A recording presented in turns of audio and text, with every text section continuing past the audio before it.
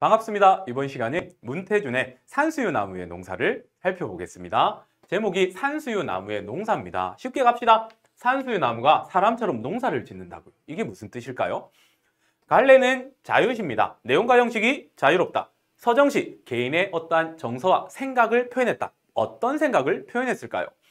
성격 보면 상징적 되어 있죠. 시에 사용된 시어가 상징적인 의미를 가지고 있으니까 그거 생각해 보라는 것이고요. 성찰적이라는 말은 시인이 시를 썼어요. 이거를 읽으면서 뭔가를 깨달아라 라는 거예요. 우리에게 깨달음을 주는 시라는 것. 다음 주제 보시면 산수유 나무의 그늘이 주는 배려와 평안함이라고. 배려가 뭡니까? 타인에게 이렇게 베푸는 어떠한 행위를 배려라고 하죠.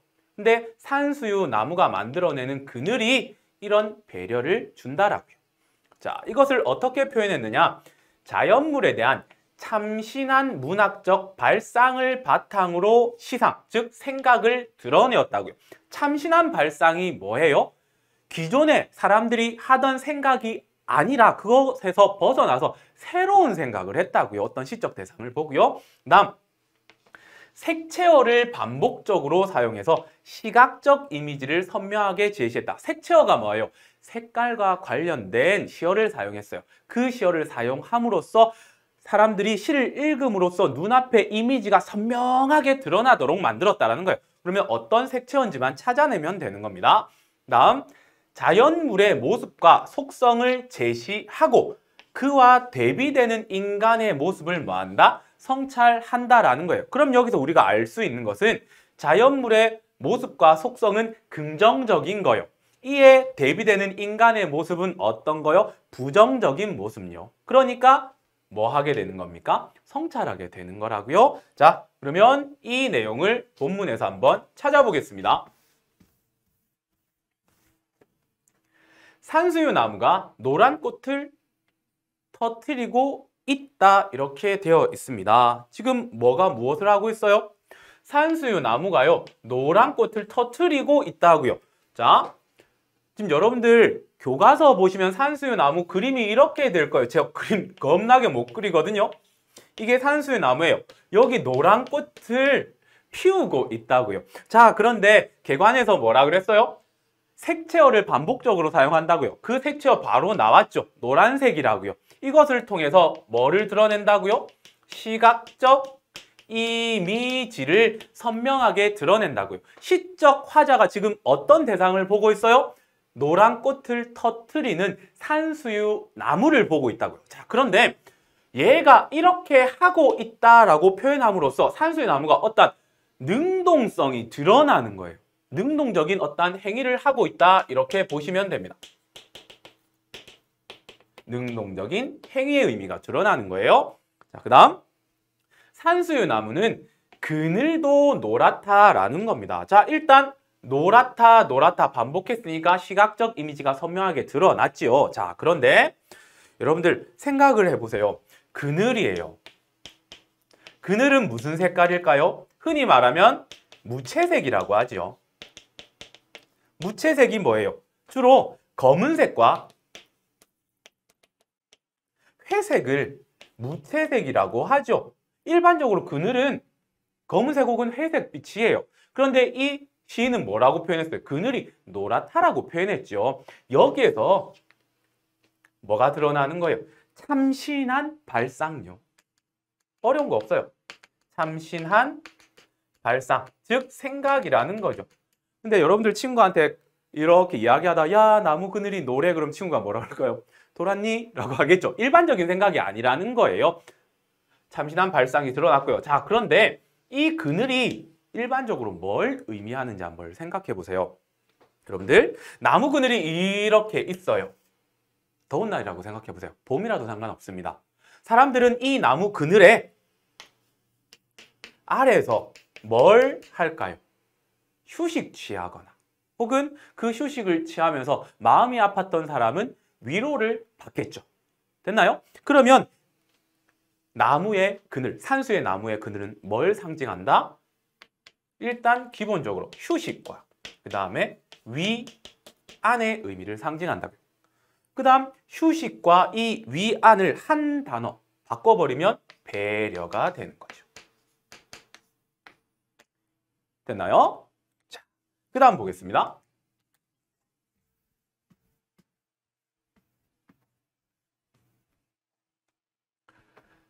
마음의 그늘이 옥말려 든다고 불평하는 사람들은 보아라. 지금 시적 화자가 뭐 하고 있어요? 명령하고 있죠. 누가 누구한테요? 화자가 이 사람들한테, 불평하는 사람들한테. 그런데 무엇에 대해서 불평하고 있느냐면 마음의 그늘이 옥말려 든다고요. 자, 그늘은 조금 전에 무엇의 의미를 가진다고요? 배려요. 타인을 배려하는 어떠한 속성을 가진다고요. 그런데 그게 옥말려 든다. 옥말려 든다가 뭐냐면 줄어든다는 거예요. 그러니까 타인을 배려하는 마음이 줄어든다고 불평하는 사람, 이거 잘못 오해하면 쟤는 왜 나를 배려하지 못해? 라고 불평하는 그런 사람들이라고 생각하는데 그 사람들조차 뭡니까? 자기가 불평하는 그 대상에 대한 배려가 있어요, 없어요? 없다라는 거죠. 즉, 이 불평하는 사람들은 어떻게 해석하면 되느냐면 다른 사람에게 뭐가 없다? 배려. 배려하지 않은 사람들요. 즉, 다른 말로 하면 이기적 존재요. 시적 화자가 이 이기적인 존재에게 뭘 보라고요? 산수유 나무를 보아라 라고 명령하는 거예요. 왜 그럴까요? 왜 보라 그랬을까요? 보겠습니다. 나무는 산수유 나무겠죠. 그늘을 그냥 들이우는 게 아니다. 그늘 또한 뭐라고요? 나무의 한해 농사라고요. 자, 농사는 뭡니까? 농부가 1년 내내 노력하고요. 정성을 들여서 생명을 만들어내는 작업이라고요. 그런데 나무는 그늘을 이렇게 노력과 정성을 들여서 만들어낸 것이라고요. 그래서 시적 화자가 나무는 그늘을 그냥 들이우는 게 아니다라고 표현한 거예요. 노력을 들인다라는 거죠. 이 그늘의 의미를 잊어버리면 안 되죠. 뭐라고요? 배려요. 즉, 나무는 타인을 배려하기 위해서 뭐 한다고요? 온갖 노력과 정성을 다 한다고요. 이런 나무를 이기적인 사람들아 보아라 라고 설명한 거예요. 명령한 거예요. 자, 그럼 앞으로 잠시만 돌아갈게요. 그러면 이 불평한 사람들은요, 산수유 나무와 뭐가 되는 거예요? 대조되는 거죠. 자, 그리고 시적 화자는 이 산수유 나무를 왜 보라고 했을까요? 배우라는 거죠. 뭘 배우라는 것일까요? 바로 노력과 정성. 무엇을 위한? 타인을 배려하기 위한 노력과 정성을 보고 배워 이것들아 이렇게 이야기하는 거죠. 혼자 처먹겠다고 막 뭔가를 노력하지 말고 이런 뜻이에요. 그 다음 계속 보겠습니다. 산수유 나무가 그늘 농사를 짓고 있다라고 표현했어요. 자, 그러면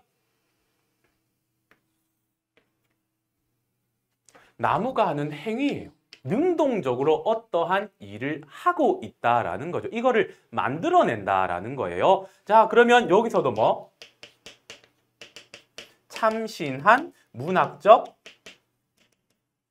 발상이라고 이야기를 하는 거죠. 자, 다시 제가 못 그리는 그림을 이렇게 그리면요. 아니, 나무에 꽃이 피거나 잎사귀가 이렇게 가지에 풍성하게 열리면 그늘이 생기는 건 당연한 거예요. 우리는 일반적으로 그렇게 생각해요. 그런데 시적 화자는요, 시인은요, 이 산수유 나무가 그늘을 농사 짓고 있다라고 표현한 거죠. 그래서 참신한 발상이라고 이야기를 하는 겁니다. 그리고 농사를 지어서 어떻게 하느냐? 꽃은 하늘에 피우지만 산수유 나무 꽃은 여기에서 이렇게 핀다고요. 이렇게 핀다고요. 그 아래 뭐가 생기는데요? 그늘은 땅에서 넓어진다고요. 꽃을 피우는 만큼 그늘의 범위는 넓어지는 거예요. 자, 다시 그늘은 뭘 의미해요? 휴식이요. 타인에게 휴식과 위안의 공간이에요. 그리고 다른 말로 줄이면 뭐가 된다고요? 배려요. 그늘 농사를 지어서 그늘은 땅에서 넓게 만든다는 거예요. 농사의 구체적인 의미죠. 그러면 이것의 구체적인 의미는 뭘까요? 타인을, 다른 존재를 배려하는 마음을 어떻게 한다? 넓힌다라는 거죠. 혼자만 생각하면서 살아가는 것이 아니라 타인을 생각하는 마음을 더더욱 많이 가지면서 살아간다. 누가요? 산수유 나무가 그렇다라는 겁니다.